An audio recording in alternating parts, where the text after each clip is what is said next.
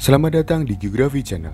Kali ini kita akan membahas mengenai pemanfaatan SIG atau Sistem Informasi Geografi untuk kesehatan lingkungan. Kesehatan lingkungan, pengertiannya. Yang pertama menurut HAKLI atau Himpunan Ahli Kesehatan Lingkungan Indonesia.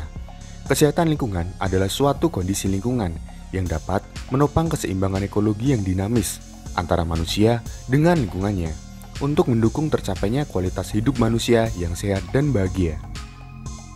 Kemudian ada pengertian menurut WHO. Kesehatan lingkungan adalah suatu keseimbangan ekologi yang harus tercipta di antara manusia dengan lingkungannya, agar bisa menjamin keadaan sehat dari manusia. Menurut pasal 22 ayat 2 Undang-Undang Nomor 23 Tahun 1992, sasaran dari pelaksanaan kesehatan lingkungan adalah sebagai berikut, yaitu mencakup tempat umum, misalnya seperti hotel, terminal, pasar, dan lain-lain. Kemudian ada lingkungan permukiman, lingkungan kerja, misalnya seperti perkantoran, angkutan umum, misalnya kendaraan darat, laut, dan udara, seperti kereta api, taksi, pesawat, dan kapal. Kemudian lingkungan lainnya, misalnya yang bersifat khusus seperti lingkungan yang berada dalam keadaan darurat, bencana perpindahan penduduk secara besar-besaran, atau tempat yang bersifat khusus lainnya, misalnya seperti tempat atau lokasi pengungsian. Kemudian pengaruh lingkungan terhadap kesehatan bisa sebagai reservoir, sebagai agen, medium transmisi, dan sebagai vektor. Yang pertama sebagai reservoir. Peran lingkungan sebagai reservoir dapat dijelaskan dengan adanya manusia, hewan, dan benda sebagai tempat berkembang biaknya bibit penyakit.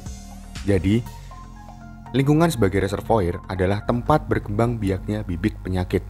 Misalnya adalah air kotor, sampah, dan sebagainya. Kemudian ada sebagai agen atau penyebab penyakit. Adanya beberapa mikroba atau penyebab penyakit, baik dari golongan bakteri, jamur, virus, maupun protozoa, adanya zat-zat kimia. Jadi sebagai agen adalah sebagai penyebab penyakit.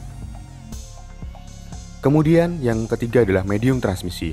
Peran lingkungan sebagai medium transmisi dikarenakan lingkungan dapat berperan sebagai benda perantara agen.